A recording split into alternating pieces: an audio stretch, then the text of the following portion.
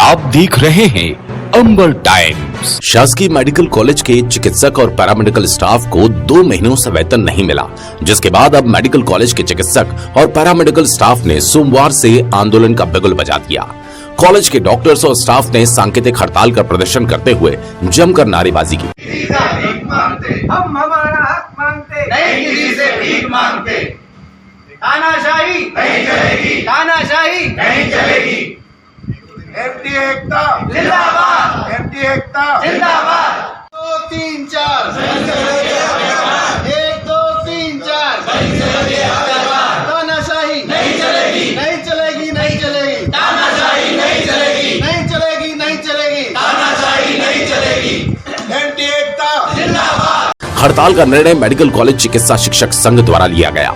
सोमवार सुबह से मेडिकल कॉलेज के चिकित्सक और पैरामेडिकल स्टाफ अपने कार्य से अनुपस्थित रहे। हालांकि इस दौरान आपातकालीन मेडिकल सेवाएं जारी रखी गई। मेडिकल कॉलेज में अब तक ओपीडी शुरू नहीं होने से कोई खास दिक्कतें भी नहीं आई। 2 घंटे के प्रदर्शन के बाद मेडिकल कॉलेज अधीक्षक को ज्ञापन भी सौंपा गया। चिकित्सा शिक्षक संघ के अध्यक्ष डॉक्टर प्रवीण सिंह बघेल ने बताया, रतलाम का मेडिकल कॉलेज भूल भलैया हो गया। सरकार का अंशदान गायब हो जाता है, अस्थि रोग का एक ऑपरेशन थिएटर गायब हो जाता है, रिजल्ट्स गायब हो जाते हैं। ये मेडिकल कॉलेज नहीं, जादू का पिटारा है। हम बहुत शांति प्रिय लोग हैं। डॉक्टर्स जो हमारा जो है मेडिकल टीचर्स एसोसिएशन है, बहुत शांति प्रिय लोग हैं। साथ में हम जिम्मेदार लोग भी हैं। हमारा जो एसोसिएशन है बहुत जिम्मेदार है, शिक्षक भी हैं। लेकिन ये पिछले 6 महीने से वेतन की अनियमितताएं चल रही हैं, जिसको लेकर आज हम लोग आंदोलनरत हैं और हम लोगों ने 2 घंटे का कार्य बंद किया है। साथ में हम लोगों ने प्रदर्शन भी किया है। सरकार से हम ये पूछना चाहते हैं, सरकार से और शासन से पूछना चाहते हैं कि ये रतलाम का जो मेडिकल कॉलेज है ये एक भूल भुलैया सा हो गया है। यहाँ पे सबसे पहले तो सैलरी गायब हो जाती है, फिर एनपीएस के लिए जो हमारा अंशदान है, सरकार का अंशदान है, वो अंशदान गायब हो जाता है। क्या है ये, जादू का पिटारा है? यहाँ पे अस्थि रोग विभाग का एक ऑपरेशन थिएटर गायब हो जाता है। यहाँ पे जूनियर रेसिडेंट और सीनियर रेसिडेंट का जो इंटरव्यू होता है उसका रिजल्ट गायब हो जाता है। कैसे चलेगा ये कॉलेज? किस प्रकार से चलेगा? क्या ये जादू का पिटारा है क्या? इसी वजह से हम लोगों ने ये एक आंदोलन किया है, एक हड़ताल की है और 2 घंटे का हम लोगों ने कार्य बंद किया है, जिसमें हम लोगों ने इमरजेंसी सेवाएं चालू रखी हैं और केवल रूटीन सेवा को बाधित किया है। अगर ये सरकार हमारी मांगों को नहीं ध्यान देती है और इसमें अनियमितताओं को बंद नहीं करती हैं, तो हम इस पूरे प्रदर्शन को पूरे प्रदेश स्तर पर बनाएंगे और सारे दूसरे मेडिकल कॉलेजेस इसको ज्वाइन करेंगे।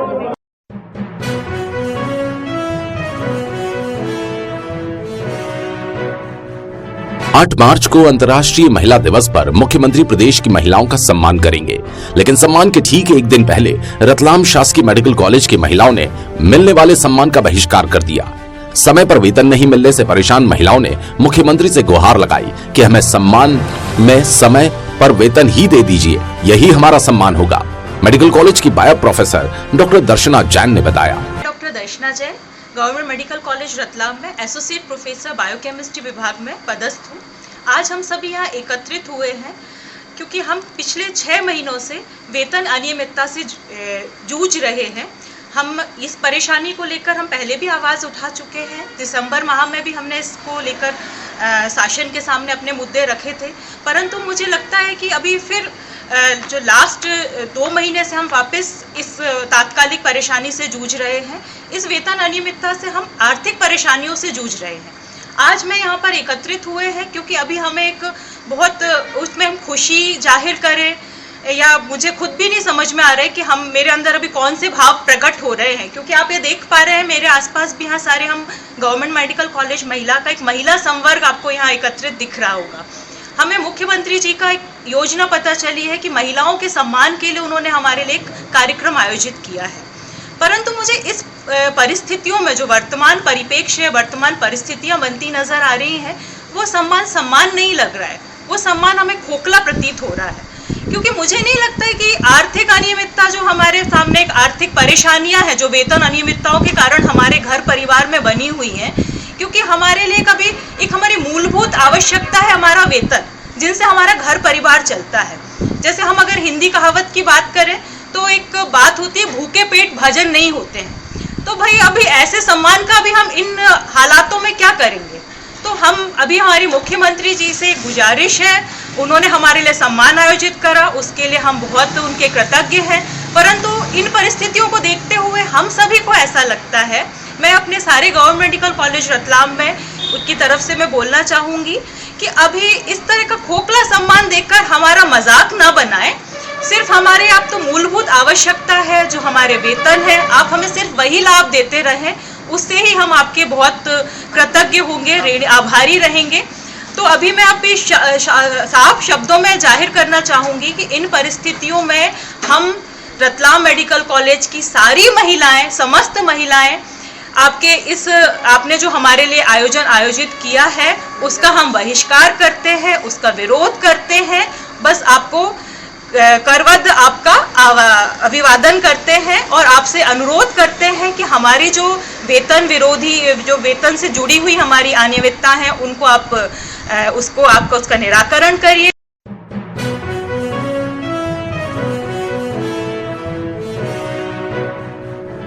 देश प्रदेश के पहले संवेदनशील गवाह केंद्र का शुभारंभ रतलाम में सोमवार को जिला एवं सत्र न्यायाधीश राकेश कुमार गुप्ता ने किया। इस दौरान जिला विधिक सेवा प्राधिकरण के अरुण श्रीवास्तव, कुटुंब न्यायालय के एस.के. मिश्रा, बार एसोसिएशन के अध्यक्ष अभय शर्मा मौजूद थे। शहर में प्रारंभ हुए संवेदनशील गवाह के केंद्र पर वे सभी बच्चे निडर होकर गवाही दे सकेंगे जिनको गुनाह करते उन्होंने देखा है, लेकिन उनके समक्ष गवाही देने से डरते हैं।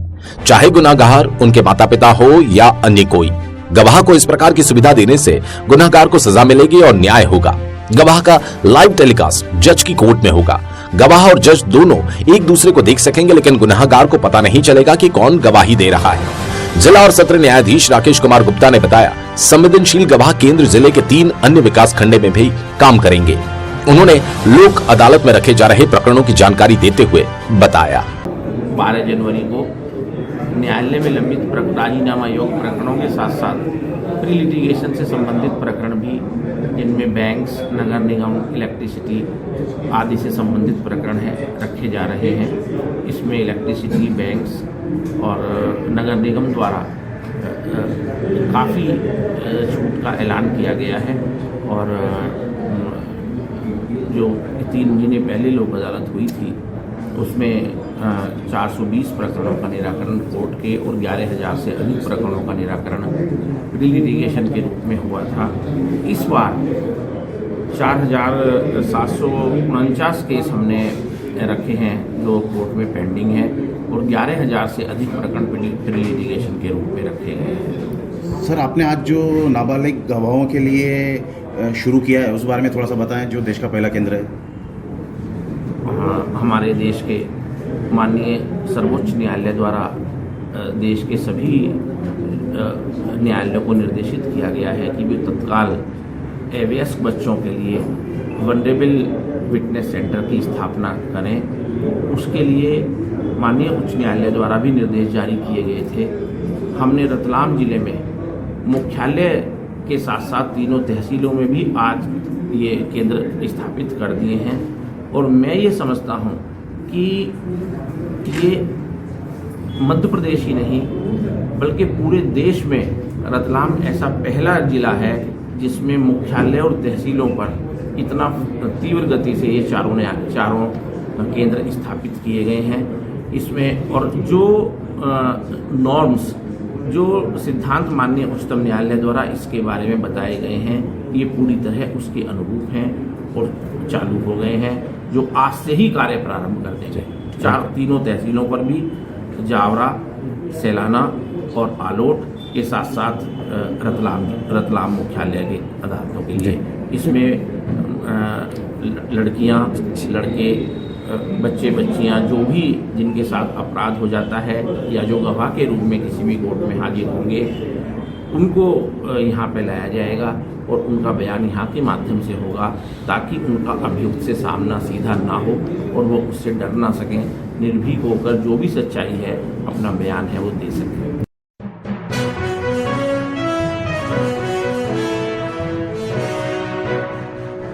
यूक्रेन के अलग अलग शहरों में फंसे रतलाम जिले के 14 छात्रों के सुरक्षित घर लौटने के बाद प्रशासन और जनप्रतिनिधियों ने उनका स्वागत किया। पुलिस कंट्रोल रूम पर आयोजित कार्यक्रम में भारत वापस लौटे छात्रों का वेलकम किया गया। स्वागत समारोह में विधायक चैतन्य काश्यप, दिलीप मकवाना, कलेक्टर कुमार पुरुषोत्तम, एसपी अभिषेक तिवारी उपस्थित थे। रतलाम जिले के 18 मेडिकल स्टूडेंट्स यूक्रेन में पढ़ाई कर रहे थे, जिसमें से 15 स्टूडेंट्स सकुशल अपने घर लौट आए। रतलाम में आयोजित कार्यक्रम में यूक्रेन से लौटे 8 छात्र शामिल हुए। इस मौके पर छात्रों ने यूक्रेन में युद्ध के हालातों में बिताए समय के बारे में अपना अनुभव साझा किया। वहीं भारत सरकार और प्रशासन के द्वारा किए गए सहयोग के लिए छात्रों ने आभार व्यक्त करते हुए कहा, first of all thank you आप सब लोगों का कि आप लोगों ने ये जो हमारे यहाँ सकुशल पहुंचने के बाद जो हम लोगों को ग्रीटिंग्स किया है उसके लिए थैंक यू सो मच। हम जिस माहौल से आए हैं उसके लिए हमें वापस से कहते हैं जो पटरी पे लाइफ को लाने के लिए बहुत एक सपोर्ट की तरह है। मैं यूक्रेन में इवानो फ्रैंकोविच नेशनल मेडिकल यूनिवर्सिटी है वहां से हूँ और मुझे लगता है यहाँ पे जितने भी स्टूडेंट हैं उन सब में सबसे सीनियर मैं ही हूँ, फाइनल ईयर स्टूडेंट हूँ मैं। और लास्ट के कुछ 3 महीने और बचे थे, उसके बाद हमें डिग्री मिलने वाली थी। और जो लास्ट टाइम तक यही सब यूनिवर्सिटी का भी कहना था कि प्रोबेबली ऐसी कुछ इतना हाई लेवल का इन्वेजन नहीं होगा, सब कुछ ओके रहेगा, बट जो चीज हुई वो आप लोगों के सामने है। हमारी जो इंडियन गवर्नमेंट है उसके गंगा मिशन जो चलाया उसके अंतर्गत उन्होंने जो फ्री ऑफ कॉस्ट फ्लाइट्स का अरेंज किया, वो हम लोग जैसे ही बॉर्डर क्रॉस करते हैं उसके बाद में इंडियन एम्बेसी की बहुत अच्छे से केयर टेक उन्होंने किया। सब कुछ चीजें, रहना, shelter house, food, water, everything, because बच्चे बहुत पैनिक सिचुएशन में थे। बट एनीवे सबने अपनी हिम्मत जुटाई और किसी तरह बॉर्डर क्रॉस करी। बॉर्डर क्रॉस करने के बाद इंडियन गवर्नमेंट का सपोर्ट लिटरली बहुत ही great contribution from the Indian government. स्वदेश लौटने पर छात्रों को संबोधित करते हुए विधायक काश्यप ने कहा, आपके सबके अनुभव भी सुने, आपके अनुभव के साथ में कुछ आपकी चिंताएं भी हमने सुनी, परंतु आपने जब महसूस करा होगा पूरे समय में कि जब देश का नेतृत्व सक्षम होता है, देश की बागडोर अगर ऐसे एक व्यक्तित्व के पास हो कि जो पूरी दुनिया में चर्चा कर सकता हो, ऐसे हमारे देश के प्रधानमंत्री नरेंद्र मोदी जी ने जिस ताकत का परिचय, वो धैर्य का परिचय दिया, और आज उसी का परिणाम है कि हम किसी भी बिना परेशानी के उन परिस्थितियों में से निकल करके आ जाना, ये अपने आप में आपके लिए मुझे लगता है कि जो हमारे आपके माता पिता की दुआएं, आपके सारे इष्ट मित्रों की दुआएं और उन सारी दुआओं के कारण आप लोग आज हमारे बीच में है। निश्चित तौर पर हमारे देश के मुखिया ने, क्योंकि एक बात लगातार आप जब 2-4 वर्ष से भारत में आए हैं तो आपके अभी आप अखबारों से या दुनिया की उन बातों से वाकिफ नहीं हो गए। भारत जो तटस्थ रहा ये पूरे रूस और यूक्रेन के मामले में, तटस्थ रहने के अंदर एक बहुत बड़ी हिम्मत की जरूरत थी। पूरी दुनिया बटी हुई थी और उसमें सिर्फ भारत के तटस्थ रहने के पीछे एक बड़ा बिंदु था कि भारत के हमारे विद्यार्थी यूक्रेन में थे। मोदी जी ने ये जो निर्णय लिया तटस्थ रहने का, क्योंकि चाहते तो अमेरिका के साथ बड़े अच्छे संबंध पिछले 10 सालों से बने हुए हैं, रूस के साथ हमारे 30-40 सालों के संबंध है, भारत का रूप किधर भी हो सकता था। भारत ने परंतु अपने आप को तटस्थ खड़ा करा कि भारत का एकमात्र देश ऐसा है कि जिसके प्रधानमंत्री ने अपने बच्चों के लिए, देश के लिए, चाहे जो अगली परिस्थितियां बने, जो बनती रहेगी, परंतु उन्होंने जब तक हमारे बच्चे सकुशल नहीं आते हैं और इन सारी विपरीत परिस्थितियों में भी जितना अरेंजमेंट अभी हमने सुना कि जितने एम्बेसी के हमारे राजनयिकों ने वहाँ की एम्बेसी से जो काम करा।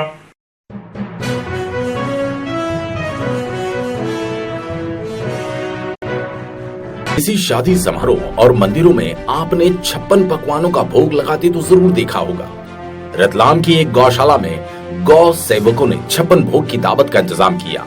इस अनोखे आयोजन में गायों को ड्राई फ्रूट्स, फल, सब्जियां, मिठाइयां और विभिन्न तरह का पशु चारा खिलाया गया। यही नहीं, गायों के लिए इस भोज में सुंदर सजावट के साथ टेबलों पर महंगे ड्राई फ्रूट्स, फल और मिठाइयों को इस तरह सजाया गया जैसे किसी शादी समारोह में बड़ी दावत के समय सजाया जाता है। ये खास व्यवस्था गौशाला की गायों के लिए की गई थी। खेतलपुर स्थित गौशाला में इस अनूठे भोज का आयोजन किया गया, जहां रहने वाली 300 गायों के लिए जीव मैत्री परिवार और सकलेचा परिवार द्वारा इस खास दावत का इंतजाम किया था। मौका था जीव मैत्री परिवार के संस्थापक सदस्य वल्लभ सकलेचा और उनके परिवार की जैन दीक्षा अंगीकार करने का। इसी मौके को और अधिक यादगार बनाने के लिए इस परिवार ने खेतलपुर गौशाला की 300 गायों को 56 भोग लगाया। उन्हें हर वो फल, सब्जी और ड्राई फ्रूट दिए गए जो किसी बड़ी दावत में परोसे जाते हैं। अपने तरह के इस अनूठे आयोजन को देखकर हर कोई आश्चर्यचकित हो गया। वहीं गौशाला की 300 गोवंशों ने इस विशेष दावत का आनंद लिया, जो मैत्री परिवार और सकलेचा परिवार के सभी सदस्यों ने सभी गायों को 56 भोग खिलाकर इस पुनित कार्य का लाभ लिया।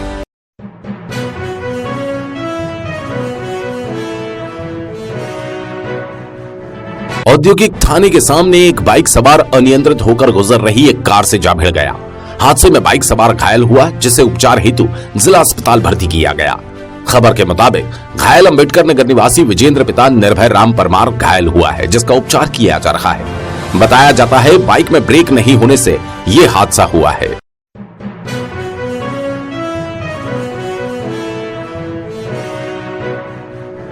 सफाई के मामलों में शहर के साथ ही ग्रामीण क्षेत्रों की हालत दयनीय है।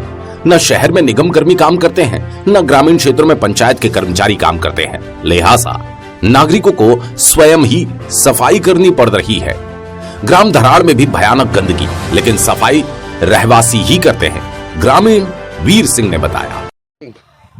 वर सिंह जी, हाँ ये आप नाली साफ कर रहे हो, क्यों कर रहे हो? करिए तो अब नहीं साफ सफाई करे तो कहीं करना ही करना पड़ेगा। अब कौन, कहाँ रहते हो आप? ये यहाँ दराड़ में। ऐसा तो आपने सरपंच सचिव को बोला साफ सफाई के लिए? हाँ तो सब बोल ही रहा बड़ा, तो सब बोले थे, कोई आवेश कोई नहीं है, नाली होती साफ सफाई करवा। हाँ जो आगे देखो तो स्कूल कर गंदी वाड़ो हीरो की जो देखो, हमें देखो हीरो पर। तो आप खुद ही साफ करते हो? हाँ और क्या ही करा, पानी निकले तो अब करनी पड़े खुद ही साफ।